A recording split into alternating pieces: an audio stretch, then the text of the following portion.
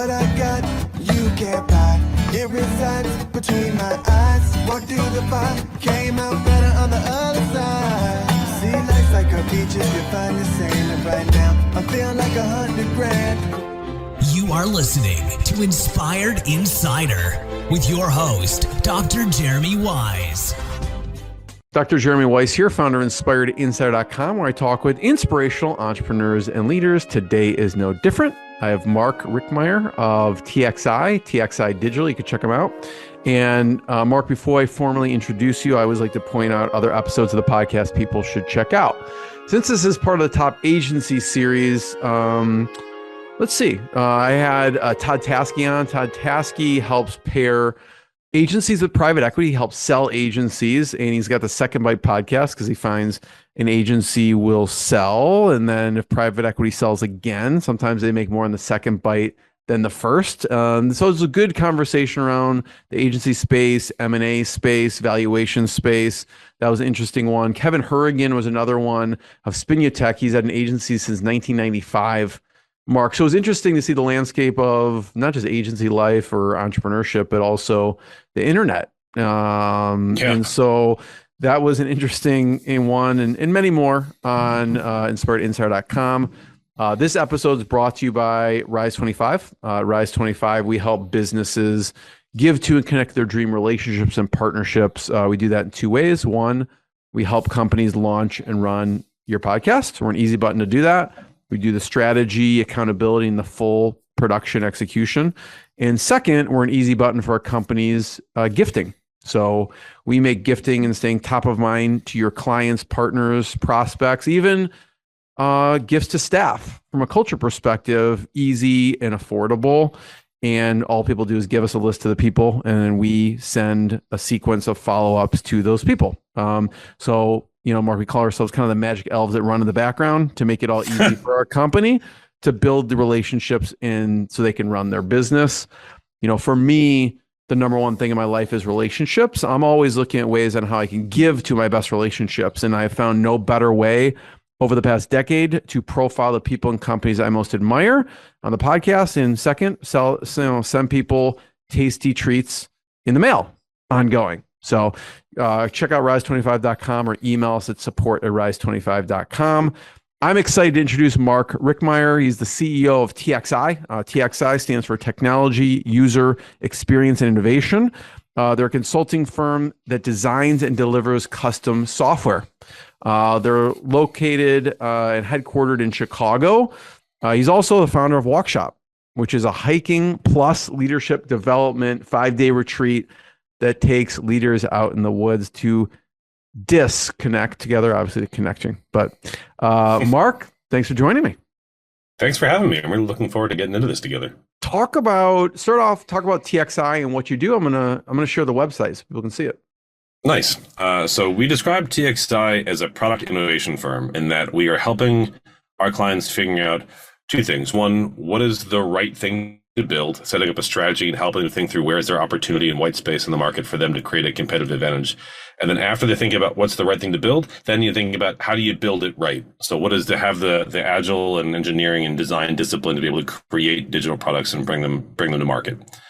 So you have a high functioning strategy and research team on the build the right thing side, and then you have a really high functioning engineering, design, and delivery capability on the build the thing right side. And the unique thing about TXI is being able to do both of those things in kind of one organization. I know you help a lot of different industries. Digital health, biopharma, industry 4.0, manufacturing, comms and media. What do people come to you with? Because like you say, that makes sense. It's like you basically help them solve problems. And maybe sometimes they don't even know what the problems are because there's a white space there. What are people coming to you asking to start? It's funny. So sometimes these days we get one of a couple of different questions. One is, I have data everywhere and I don't know what to do with it. I'm not quite sure how to leverage data to be able to drive my business forward. I know a lot about some of the systems I want to build, but we're seeing a lot of, especially with legacy systems, a lot of what I call swivel chair integration, where someone's like, all right, I type something into the system and I swivel over to this other system, I do some other thing in this other system, and like a human's trying to connect all the dots. And so there's no real cohesive understanding of of their business operations. Another common question I get is, my board is telling me to do something with AI. Question mark? Like, what's the thing I should be doing? How do I leverage this new technology? I don't really understand what's changing in that space. And then occasionally we'll get someone who comes in with a solution in mind. And this is probably the hardest one for us, because we have to actually back them up a bit. So we'll get someone coming in saying, hey, we want to build a mobile application. And we have to say, great that you have that ambition, but step back. What's the problem you're trying to solve? We are far more interested in that, because there's lots of different ways you could go about delivering software. And maybe the mobile application is the right path, but oftentimes there's maybe going to be a different way or an alternative way to solve that problem. And if we don't know what the root of the problem is, we really can't help you. So like, one of the things we really try to avoid, if you ever hear the word just on a phone call, it is not a TXI engagement. So if someone's like, I already have 5 developers, I just need 2 more. Great, go call a staff aug firm. There's lots of them about. That's not who we are. Or someone says, I don't need a designer, just make it look pretty. Or I don't need to talk to end users, I just want to make it do this. I just want a mobile app. We really need to understand the root cause, the problem we're trying to solve. And from a design thinking perspective, really try to understand and quantify the problem before we get too excited about a potential solution. So I would say that the third kind of thing that people come to us with is where they have that solution in mind, and we gotta like back it up a minute and get more concrete about the users we're trying to serve and the problems that they're facing, that we can make sure we solve the project the right way. One of my favorite stories was a university who said they wanted a mobile app. And we said, we can do that. It'll cost you $500,000 and it'll take a few months to go live. Or maybe this thing that looks a lot more like a chatbot, which can go live in 6 weeks, is actually the better option. We can deliver you a mobile app. So Mark, you were saying, they came to you, we have this great solution, right? We want a mobile app. And you're like, well, I like how you frame it. It's like, we can charge you $1 million. No, it wasn't $1 million, but whatever. And it will take a year, or we can use this chatbot thing that accomplishes the same goal for a fraction of the price, and we can launch it in 6 weeks. I think that was the beginning of when clients started understanding the difference between like a custom dev shop and a product innovation company. Because we could build them a mobile app and it would go live on time, and it would probably cost $500,000, and I don't think anyone was going to use it. Or we said we could deliver a totally different solution that more accurately met the needs of their users, and we could do that in about 6 weeks. The goal, again, is to help them build the right thing and then build the thing right, so you have a strong technical foundation. But you have to move beyond the agile ability to execute projects well. Like, it's an awfully big waste. And then this is something how I used to think about things, but they would come to us, we'd build them an MVP or a minimum viable product, we go live in a few short months. And if you're finding out at that point that it's not going to have high adoption, what a waste of months and time and resources. So a big part of that discovery process is trying to figure out what the right real solution to the problem could be.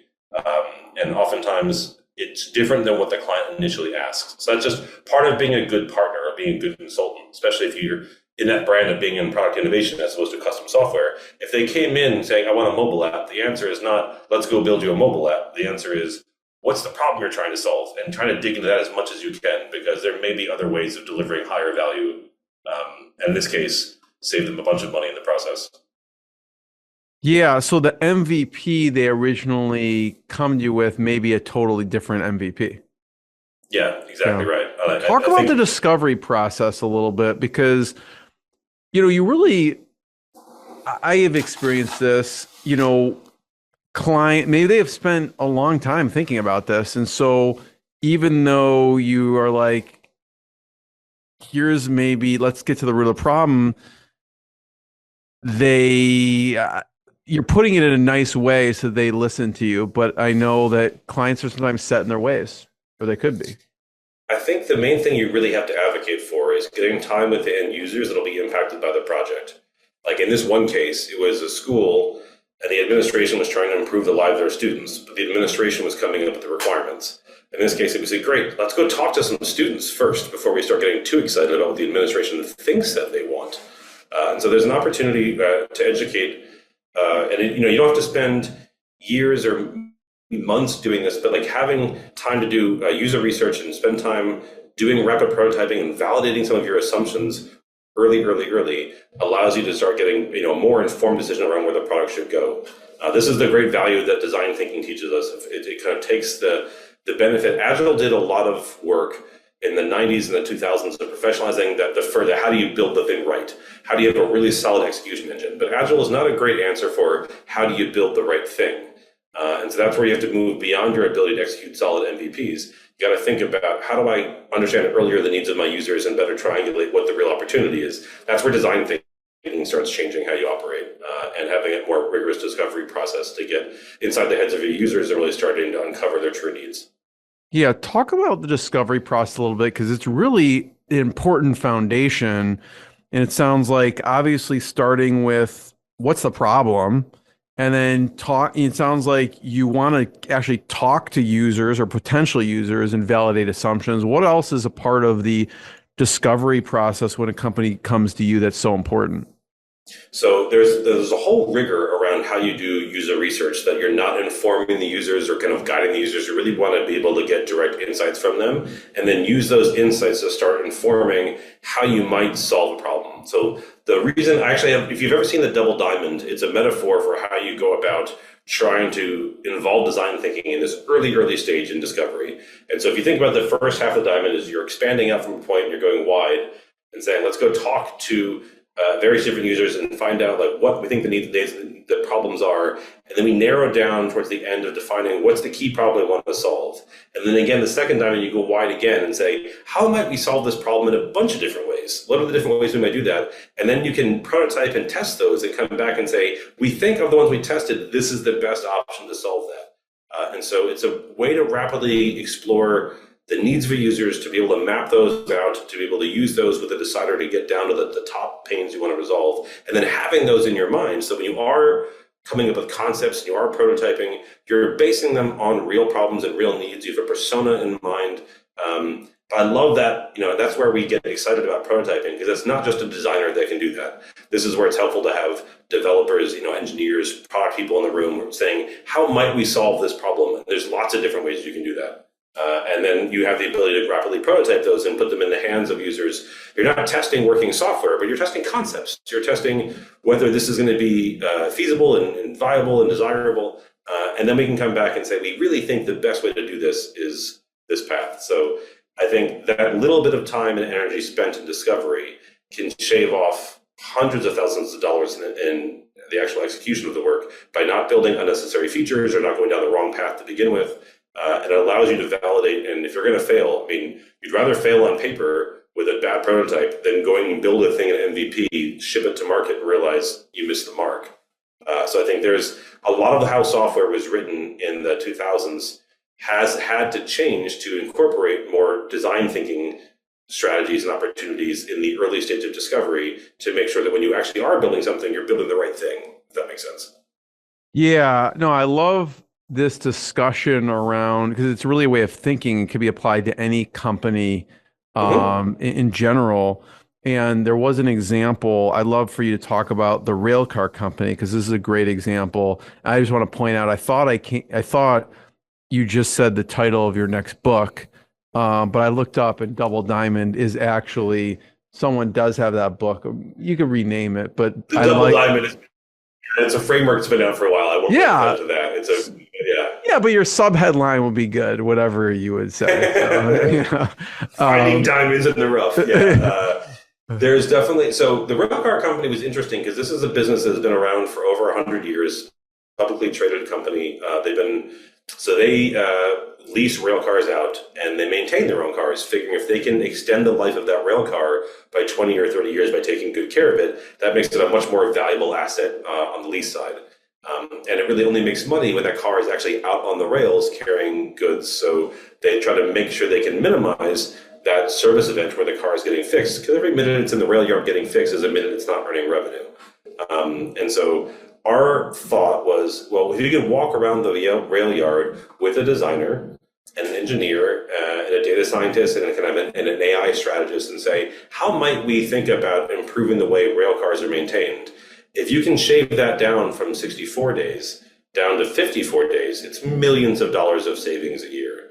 I think what's interesting is that the average time to repair a rail car in the US is around like 110 days, something like that. So this company is already industry leader by a wide order of magnitude at 60 some odd days. But the opportunity to get them even further would have huge ramifications, not just on the cost savings, but that improved operational efficiency would allow them to start, for example, maintaining other people's rail cars with the extra capacity they had. And then they get insights into fleets that they might want to acquire. So you start thinking about all kinds of other commercial benefits. So in this case, the discovery was, is it possible? What can we learn by walking around the rail yard? And again, not doing that from the home office, not doing that by talking to the operators and the executives. He said, let's go to the actual rail yard. Let's go walk around with the steel-toed boots and the hard hats, talking to operators, talking to inspectors, cleaners, and the repair yard to get a sense of what could we be doing to change the way we do this with the lens of a designer and a data scientist and an AI engineer, just because they see the world differently. That's when I think we're at our best, is when we take people who have deep industry and domain knowledge, like about how to run a rail yard, and really good digital strategists and data scientists and engineers to think about how can we think about this problem differently, and then match two together to think about what are some opportunities, what's a white space here, what's a new way of operating we might be able to think through. What were some insights you gleaned from walking around? So we saw, I'd say there were some things that were just good digital transformation things we could do, manual processes that were out of an 8-hour day for an inspector who's looking at multiple rail cars and looking for damage and dents and corrosion and things like that. About 2 hours a day was spent, maybe 90 minutes was spent actually along a rail car side by side. The rest of the time is back in an office, typing up all their notes, adding in details, uploading photos. It was a lot of manual time. And a lot of that can be done differently now with mobile technology and thinking about what you can do at the car side, as opposed to having to write it all on paper, go back and type it in. There was also a fair amount of what we call that swivel chair integration, where you have different things in different systems and they have to manually make sure they're all up to date. So there's like just some low-hanging fruit ways we can optimize the process. The more interesting things start coming from how can we leverage data better? And so how can we start getting data about the operations of the yard? And there you're not thinking about what kind of a system am I replacing, but what kind of new data can I create that allows me to start using AI to optimize things. And so, for example, they have switching is a very expensive process in a rail yard. Switching is where you take a rail car from one train track and line and move it to another. It's very time consuming, very labor intensive, and it's expensive. And so if you can reduce switching costs, you can have a huge impact on the efficiency of a rail yard. And right now, when they think about what are the fewest amount of switches you need to move the right cars into the right shops at the right time, and they have a human who's probably one of the best at this in the industry, but it is a human in front of a whiteboard with a bunch of tiles looking at it and basically playing Tetris. So where do I move cars around to get the optimum work done today? That is the kind of thing that AI can do really well. We think about how can AI make recommendations on the best way to optimize my resources. Another way to use AI we were looking at is from like an NVIDIA perspective, where you have computer vision. How can I point cameras at a rail car and learn about what's wrong by having it automatically doing things like detecting dents, corrosion, damage, and start then using AI to be able to build up a work order on that. Things that used to take a human eye a lot of effort. And then there's a lot of manual work to build up the work order based on the damage you saw. And everything's kind of queued up waiting for that job to finish. So we started thinking about what are things we can start doing possibly in parallel. How can we speed up the necessary work for the inspector? And we are years, arguably decades away from this being autonomous. No one is thinking about, I want AI to do this all, especially in an industry where there's so much safety concern and all kinds of security protocols. So when you do work on a rail car, you have to make sure you're doing the right work at the right time. The maintenance is very heavily scrutinized. But rather than saying we're going to replace that human, we're just going to make their jobs a lot easier and more efficient. So they have maybe more approvals to do than just raw typing. How can we speed up their effort? And so I think sometimes when people hear AI, they're like, oh, AI is going to replace our jobs. AI is going to replace all the humans. No, like in this case, we want to make their jobs a lot easier, that they can spend more of their quality time inspecting rail cars and less time like typing up their findings in a document afterward. Yeah, I mean, not only easier, but more fun, I'm sure. I mean, I don't know anyone's like, I want more paperwork in my day, Yeah. I mean, even I think of doctors. I mean, that's a big thing with doctors. Like I have friends who are surgeons and they're like, I think I spend, 80% of my day writing up notes, and things like that, So I'm wondering if you have different phases that you think about, because you mentioned it with the rail car, which is like, I don't know, the low-hanging fruit phase, and then the next is like really optimizing even beyond what they can do or what they thought they could do. Yeah, there is a spectrum. So we look at this almost like there's like we call it like a data pyramid, but there's a kind of a spectrum of how intelligent you want or need your products to be. And at a base layer, the most important concept is like how do you have well-structured data? Without that, you really can't be able to drive more intelligent products. So we were just at a Gartner conference talking about where is our industry going, and they had an interesting way of looking at this. These last 20 years, we've been in this super cycle around digital transformation. Take manual processes and digitize them. So you have a process or an application or a mobile app or web app that takes something that used to be done manually and do it digitally. Automate as many things as you can. And that was a huge boost in the economy and a huge boost in efficiency for operations. That is coming to an end where the next super cycle is going to be not about building digital products, but by building intelligent products. Products that can start using AI to make recommendations and start doing things more autonomously, which you cannot do unless you have a good, solid foundational data set to start training your models on. And so the very first thing we talk about when we're talking about this idea of building intelligent products is the foundational layer of can you get your data in order first? Interestingly, this foundational thing, it's not generally a tool set problem, it's a mindset problem. In a lot of organizations, there are strong cultural silos where it's like, this is my data, this is my application, I don't want to open that up or expose that to other places in the organization.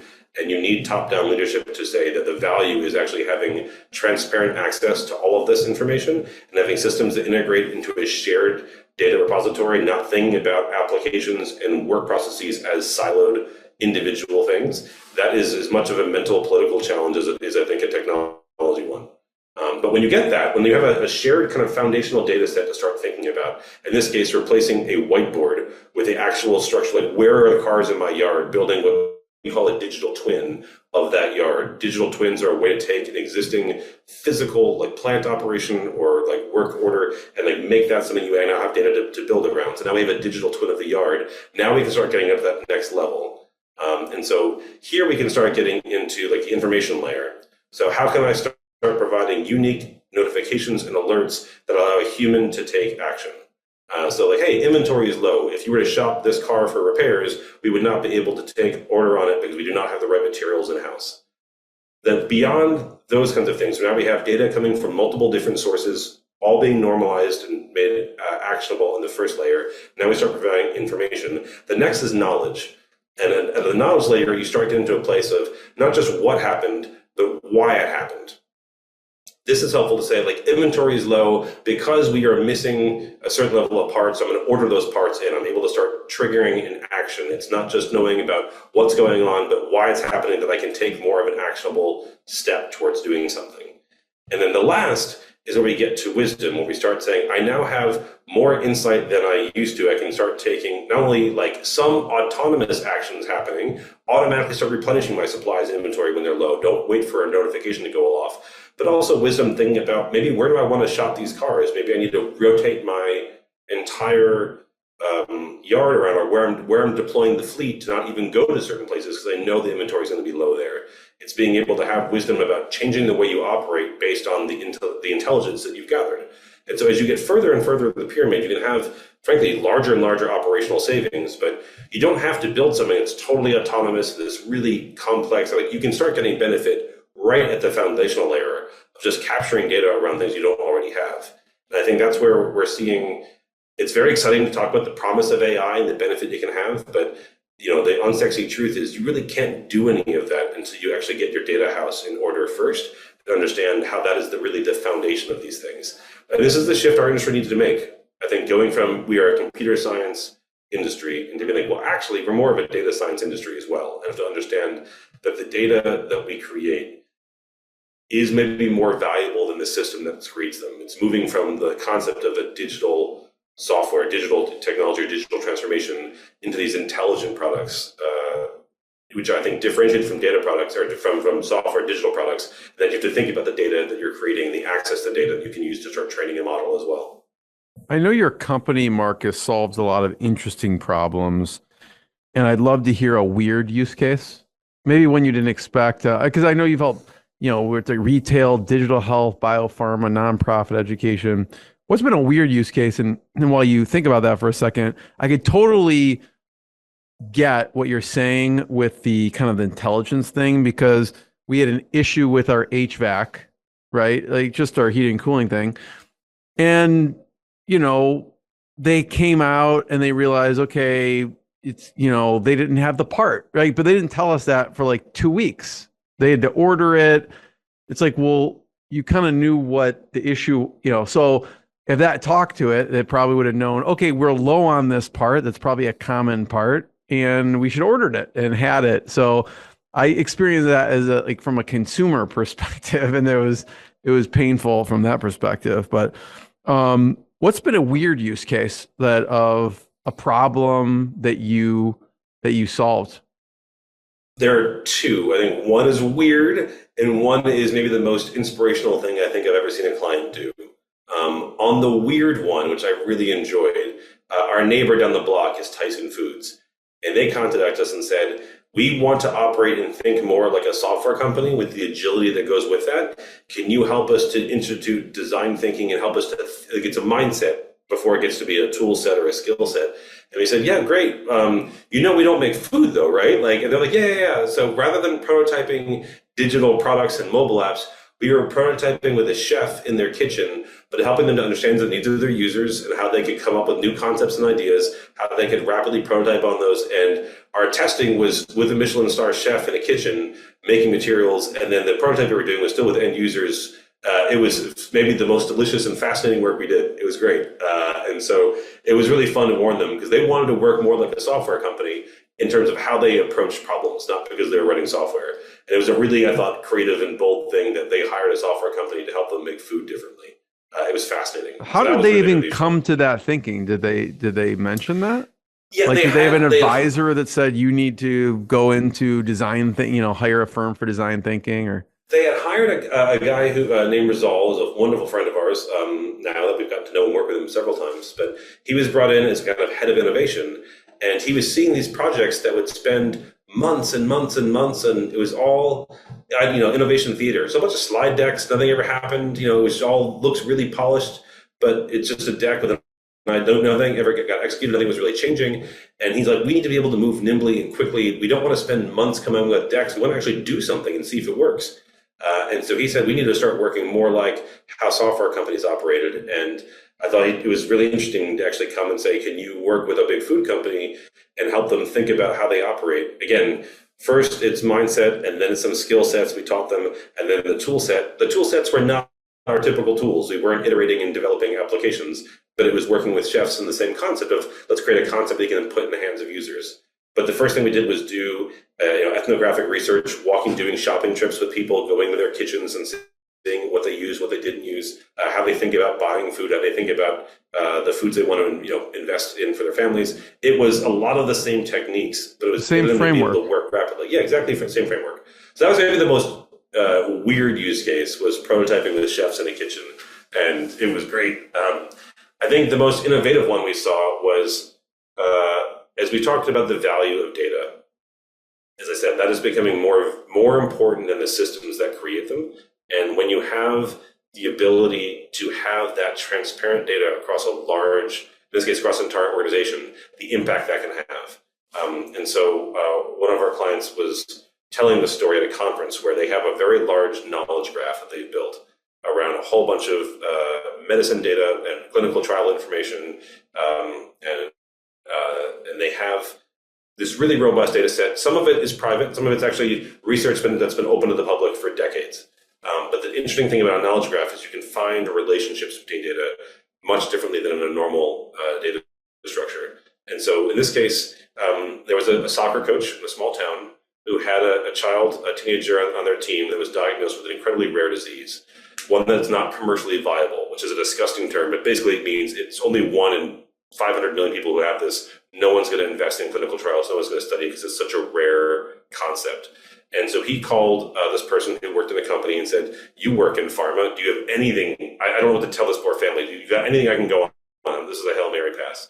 And that person's like, well, I know my company's been building this large data set. Let me see if there's a way I can use the knowledge graph we've created to know more about what options might be available.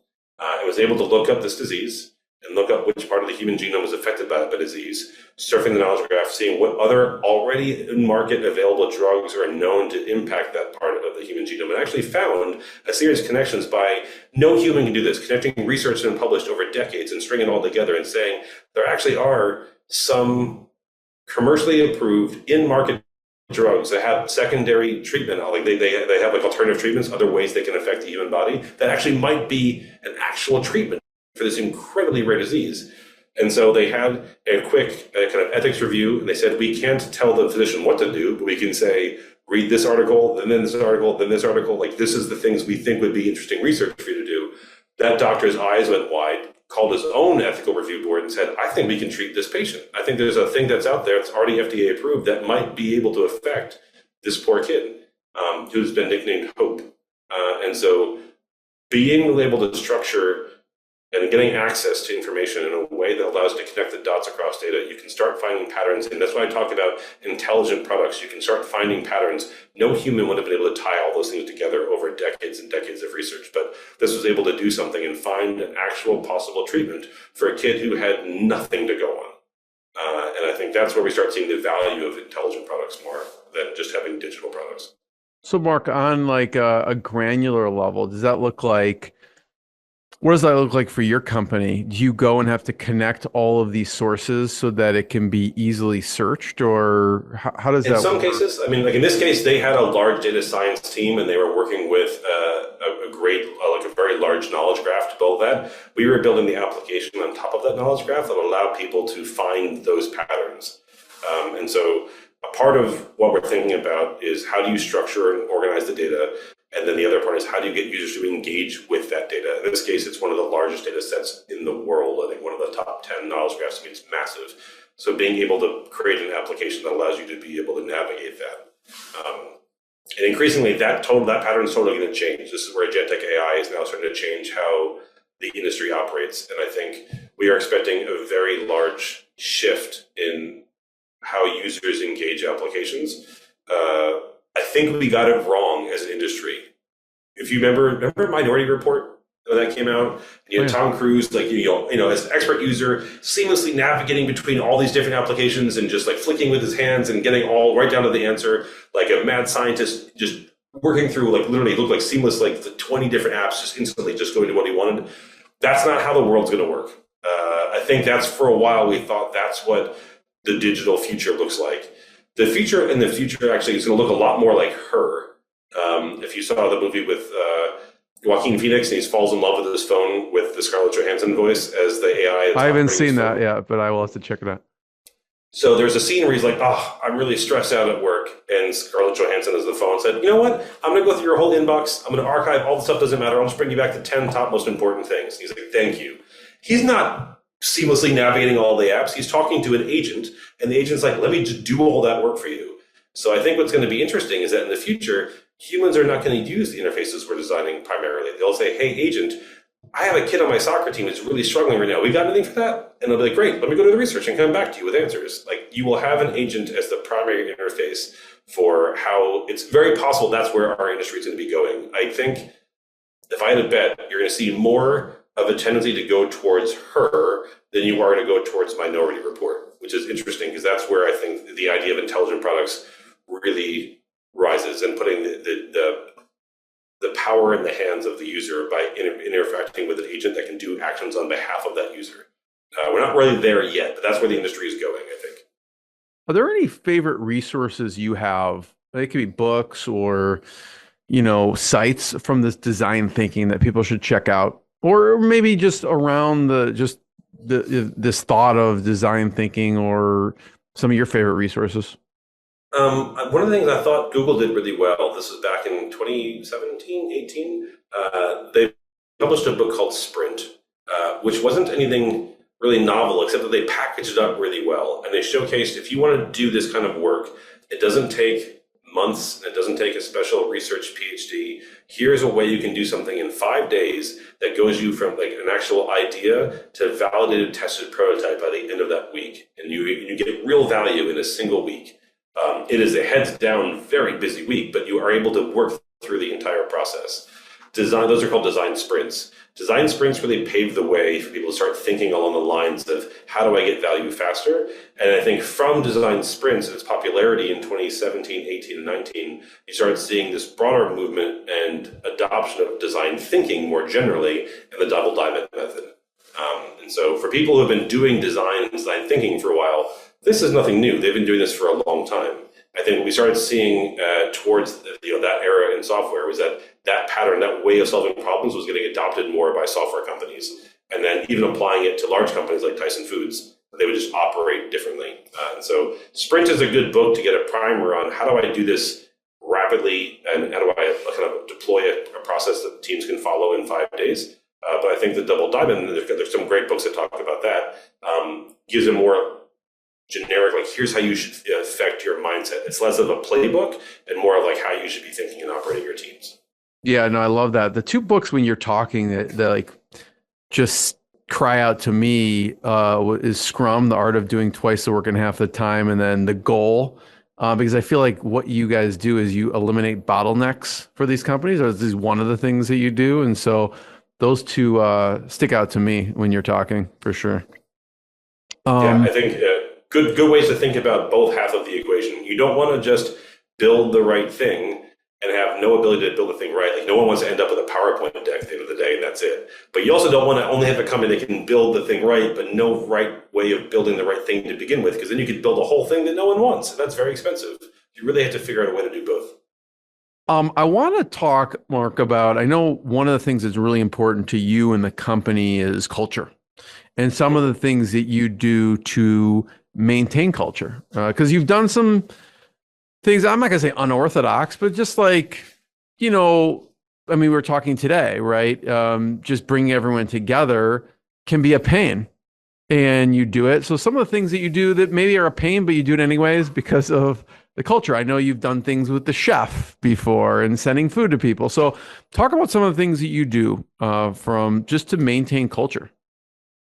Culture, well, especially for a consulting company where we don't have a platform that we sell, right? We don't have a digital product. Our platform really is our people. So we have to really think about what is the employee experience of TXI. A big thing for us is learning culture and really maintaining a culture of learning. That is a very valuable thing in terms of growing people's careers and helping them to kind of pick up new skills. It allows our clients to benefit from the adoption of those new skills and new capabilities. So this week we're doing something called a co-working week. We fly everyone in together and we get a chance to sit down side by side. After COVID, we went all remote, and we take the money we used to spend on rent, now do these kinds of co-working weeks. And one day of that co-working week is just being able to work side by side and do what we call like a no working day, KNOW, no working. We're actually doing like an internal conference to be able to share ideas back and forth. And that internal conference allows us to be able to highlight new ways of working, learn from each other. Like that kind of internal conference is a great way of doing that. And so we try to get all those different people together to talk about how they're operating and how they're collaborating. There are a lot of benefits we have that encourage learning and development. There's lots of conferences we can send people to. There's a lot, even when people are on the beach projects will spin up, help people to learn new skills, training we bring in, and expert companies we get to pair with. No company does everything great, so you always find a way to pair up with new other companies that you can partner with and learn from. So there's a lot of the benefits, a lot of the culture of TXI is anchored around how do we help people learn and grow new skills. And as we think about this, one of our values here is own it, is not just being able to like own your own growth and own your own path, but we talked about ultimately what is the extension of that value is how do you own a piece of the business, and that you have a stake in what we're all building together. Because if you really have an ownership stake in the business, it means something more to you than just an employment, just a job. And so a couple of years ago, after we were thinking about this for a long time, we ended up selling the business to the employees to become a fully owned ESOP. And now everyone who's an employee has an ownership stake in the business and has financial upside as the business does well. So when they're growing and they're learning their own skills, not only are they becoming more employable in the market and bringing new skills to their clients, but they're also being able to increase their own value in the market and the value of TXI, which they now have a piece of. So that's a really big value. You can see a picture there of us all doing a kind of learning together. This is where we get the benefit of having that collective ownership, is because we're all incentivized to try to help each other grow and help the company grow as well. Talk about the ESOP portion, Mark, and maybe some of the things you wish you would have known when you went through the process, because it seems like it's a complicated process. It is. It's funny. It's the only thing I think Republicans and Democrats agree on.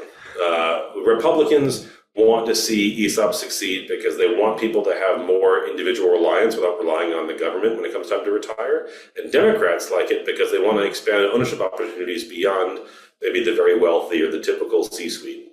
And so being employee owned is something where, as an ESOP, you no longer pay taxes, but instead you invest back into the employee experiences of your people, and then they have a stake in the financial future of that business, where it's not a governance structure. It's not like they have like voting rights on the board, but they own a piece of the business. And so when they retire or they quit or they're fired or they leave for whatever reason, they get bought out of their ownership stake. And so for people who are here for a year, it doesn't have that big of an impact. But if you're here for 5 years or for 10 years, that really adds up. And you start thinking about, having an ownership stake in the business, you start seeing ESOPs become far more resilient businesses because they can reinvest back into their people and to grow their people. And those people see the real value of their tenure in the organization. And so that ESOP allows generally people to be more resilient as organizations, get more agency and more autonomy from their staff, and people start thinking about the long-term trajectory of their careers a bit more. I mean, Mark, I could see a lot of upsides with it. I'm sure you explored all angles. I'm curious, what did you see as some of the downsides? And obviously, those weren't big enough to overshadow the upside. I think so. There's something very, like a Pavlov's dog reaction about the way we used to have ownership before was you would literally write a check, you'd buy into the company, and then you would get every quarter we would distribute dividends. You'd actually get cash in hand that quarter. ESOPs don't work that way. ESOPs are you building up net worth in a business that's, as its enterprise value grows, it kind of grows with it. And then when you leave, you get bought out. But there's not that Pavlovian, like, I get a check in the mail every quarter kind of a thing. You don't get that instant reward. So we have other incentive programs we've created to do things like annual profit distribution when the company hits its goals, like other things that are more short-term incentives. But I think there was something that's a downside, right? Like people that are used to getting a check in the mail every quarter now don't. They have paper money. That's something that pays off when they retire. I think the benefit, though, was that when we asked who wanted to buy in, like half the company raised their hand and wrote pretty sizable checks to buy into the company. But the half that did came from, generally speaking, institutional wealth, family wealth, or some place of privilege that they could write a check for $50,000 and buy into the company. Not everyone can do that. And so if you really want to have an equitable company and really want to diversify that ownership opportunity to everybody, you can't just give it to the folks who have access to that money, because they probably can't. Not everyone can do that, especially if they're new parents or they're the first person in their family that went to college and they don't have the background and the money they can borrow from family to do that. So this is an opportunity for everyone to have that upside. And I think that is a far bigger benefit. And so I think getting people to think about the long-term value creation and like having a more equitable approach to ownership greatly outweighed that dopamine boost of getting a quarterly distribution.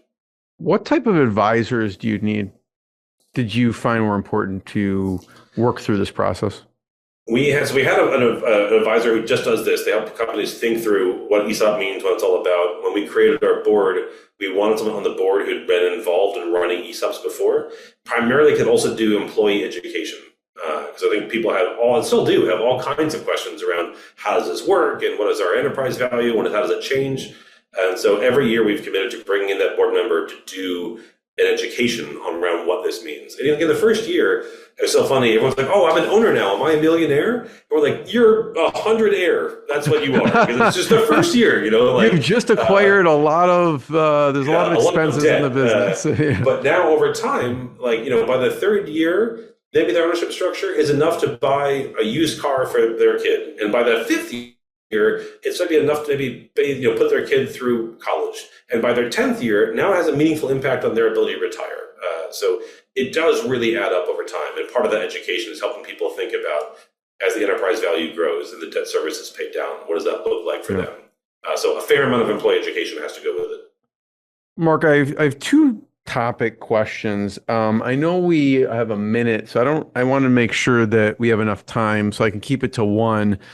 Unless you have a few more minutes, I don't want to keep. I don't, unfortunately. Okay, no worries. I'm happy we can get more. Yeah, no worries. That, the last question, then I'll keep it at this, is just parenting, and how have you used some of these business concepts from a parenting perspective? So I have two girls who I'm regularly trying to encourage and give challenges to, based on some of the things I've learned. And it's funny, I find some of the same facilitation techniques that I use at work in our ideation workshops, or sticky notes on the wall, totally work with kids. In fact, might work better with kids. And so thinking about how, and I can send you maybe an article we can share after, but how to use the same techniques around ideation in a workshop in a professional setting, I might do with a top tier chef at Tyson Foods, and then come home and brainstorm some what ifs with my kids, also using sticky notes.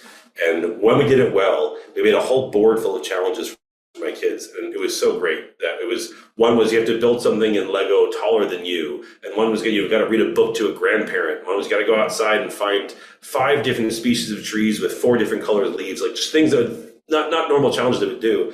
And my dad would come visit, and they'd grab him by the shirt, like, I've got to read a book to a grandparent, get over here. Like, just having this wall of challenges and these sticky notes that could move around Kanban style, like we do in Agile, from in progress to done. It was really fun to see them rise to the challenge, and taking some of the motivational things we do with teams to mark progress and to show a backlog we could do with kids. And they really loved it. And it was great. So yeah, I'll send you an article about creative use of sticky notes for childhood education. I love it. Mark, thank you. I want to be the first one to thank you. Everyone, check out txidigital.com to learn more, and we'll see everyone next time. Mark, thanks so much. Thank you. What I got, you can't buy. It resides between my eyes. Walked through the fire, came out better on the other side. See, life's like a beach if you find the sand. And right now, I feel like $100 grand.